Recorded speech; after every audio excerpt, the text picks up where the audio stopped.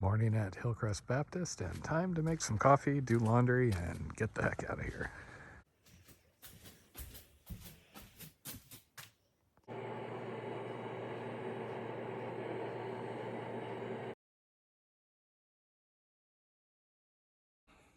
I have successfully defeated the entire pot of coffee. And back on the move. Did laundry, got a shower, and very happy to be back on the trail. So for better or worse, I endeavor to be a really easygoing guy. I've had enough people in my life that are not, and I don't like being around that. So, be who you wish you can be around, right? But I do have my limits. I heard an awful lot of stories last year on the PCT about town drama and trail family drama. And here I was just solo hiker, me and my girlfriend. Great time. No drama. Got to hike my own hike. Life was good. Except for those rare, very rare individuals where I could usually just speed up or slow down and get away from them. In my experience, 99% of the drama on trail is around other people. And a very high percentage of that is let's call them trail adjacent people. They're at the stops, but they're maybe doing sections and doing really long stays versus, quote unquote, being through hikers on the trail doing the entire thing. And often they can be a little frustrating to be around. So I got an earful of conspiracy theories about COVID and how women are ruining science this morning while trying to duck around, get my stuff charged, get laundry, and get back on trail. So the setup at Hillcrest was really amazing. They have a whole little hostel room with a couple of bedrooms. They have a second room which has at least one or two more beds, plus a shower, plus a toilet, plus laundry. Plus there's the main church building, and they give you access to all of them. So that was super awesome. Part of me yesterday when I was having such a bad day is like, oh, maybe I'll zero there. Yeah, like the facilities, but I'm not hanging around in that environment for another day. I can't take that. So, on my way down the road, 10-mile road walk, and then I have the Ecofina system, which should be fun, maybe flooded, who knows. It's the Florida Trail. It's always going to be something. It's already hot, and I'm missing the partially cloudy conditions from yesterday. Roadside wild hog sausage. What else have I found along the roads here? Let's see. Syringes, a box for lingerie, and the usual crappy beer cans. I gotta love road walking. I am about 7 miles through the 10-mile road walk, at which point I will be to Ecofina, and things should get pretty and awesome again. And somebody's gonna come meet me at the trailhead, so that'll be fun. And that is a wrap on another road walk.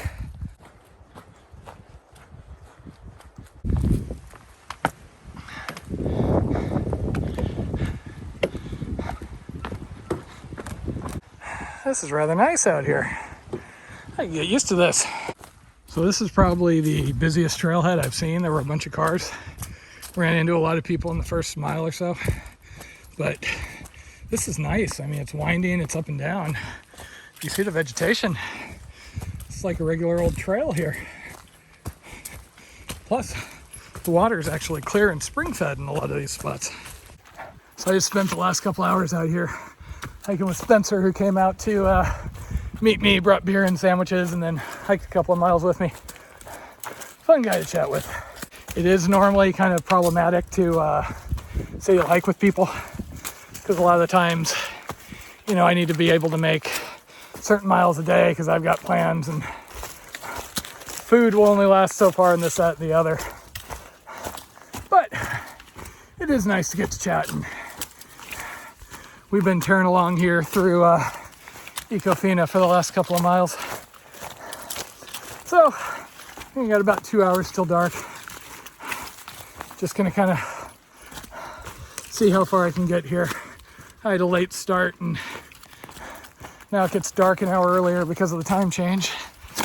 If you were to tell me that the rest of the Florida Trail would be 200 miles of this, I would be in frickin' heaven.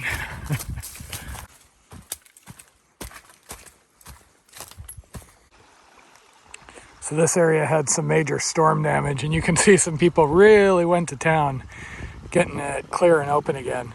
Most of the campsites are marked as damaged and potentially closed, though Florida Trail being what it is, you can never really trust those, lacking current comments.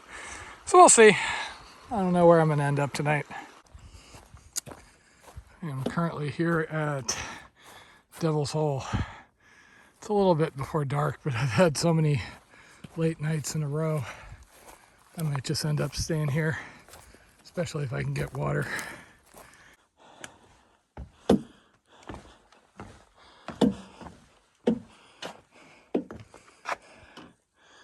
Oh, kind of cool. Probably can't see a dam on the video though without the sun, but the water is pretty clear. Gotta love Florida Springs. Okay, I think this is going to be home sweet home for the night. It's getting dark, mosquitoes are coming out. So I'm close enough where I can use the porta potty. The reservable campsite is over there. Only downside, if anybody shows up and decides to get rowdy in the swimming hole, I might have to leave in the middle of the night. So I was all set up, just got in the tent, and a bunch of what sounded like teenagers showed up, screaming and acting kind of off, and proceeded to try and tip the porta potty over, among other things. So I packed up and I'm just hiking on. I am really over today. It's been days of, pushing on too dark or past dark. I really just wanted to be stopped at a reasonable hour today. Damn it. So I actually had a reserved campsite at the next site, which starts with a W, but I noticed it's on the main road and it has notes about people coming by at all hours and blaring music and all that. And after the issue at Devil's Hole, I figured I really don't want to deal with that anymore. So I'm here at Longleaf Pine. Here's hoping that this one is at least a little bit off the road, so I'm not going to have to deal with that. I am just having a hell of a run running into people that seem to be on something. I mean, even at the gas station yesterday, some guy like comes in from the store and he's just sitting there having massive shakes and talking to himself. And I am really just done with things right at the moment. It was really chilly again last night, somewhere in the 30s. So I'm currently waiting for it to warm up a little bit till I can, be out of the sleeping bag and not have my hands freeze. Okay, so not the nicest campsite ever, but it worked and it was quiet. Once I had gotten here in the dark and set up my tent for the second time. So today I'm going to finish off Ecofina, and then I will be going through about a 13-mile road walk to get down to the next trail section. That way I don't have to camp by the road or anything, and there is even a gas station along the way to be able to get a drink or fried chicken, apparently. So I've got under 200 miles left of the Florida Trail at this point, so I'm starting to at least knock out what are the remaining resupplies to get me to Pensacola. Once I'm to Pensacola, I will resupply, get a ride back to the turnoff to Blackwater, and then I start north on the Alabama Road Walk, where I am road walking for 190 miles or so. So that's going to be thrilling. And then after that, I'll be on the Pinhoti, which will be trail proper, and that'll get me within a couple hundred miles of the Appalachian Trail. Probably get to that late April, I figure. And, depends how things go, which works for me because that'll put me behind the main bubble.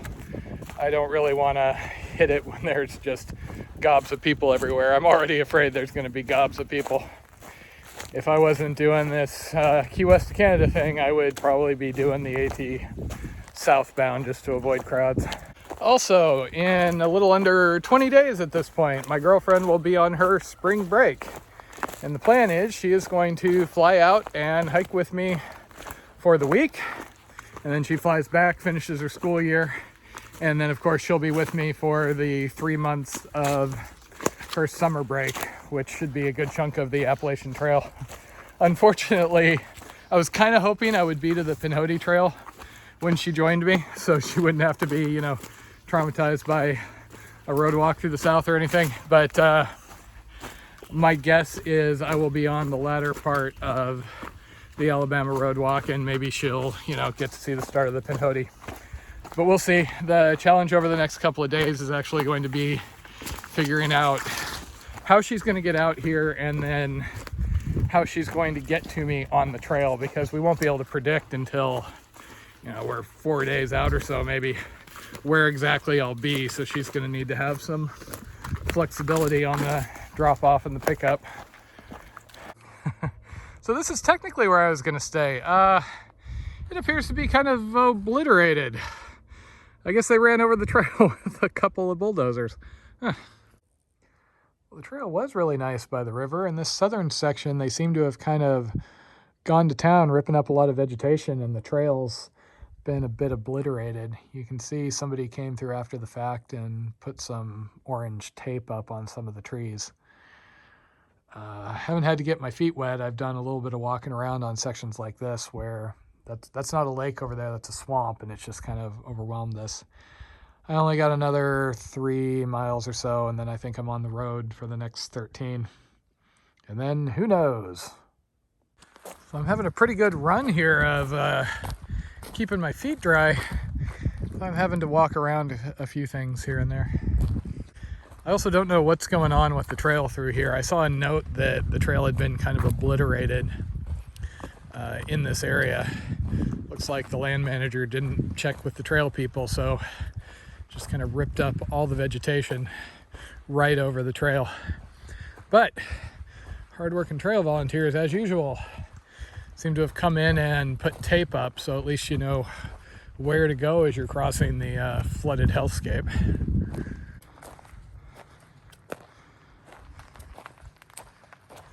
And this would be the other side of the closure. I'm sure it'll be a quite nice forest in about 20 years.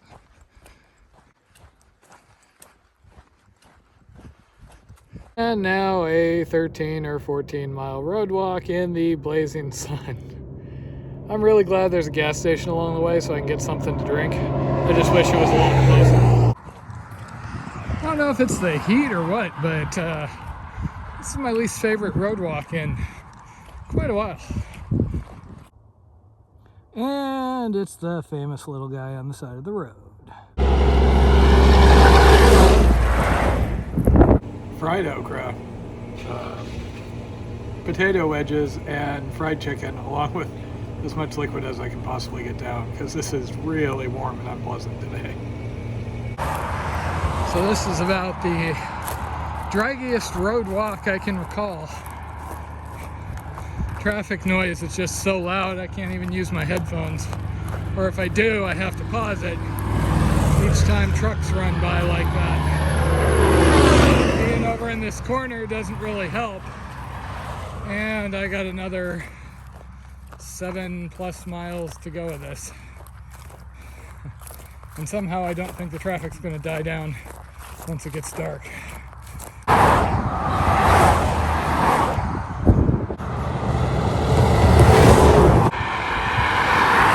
I'm really ready to be off this road.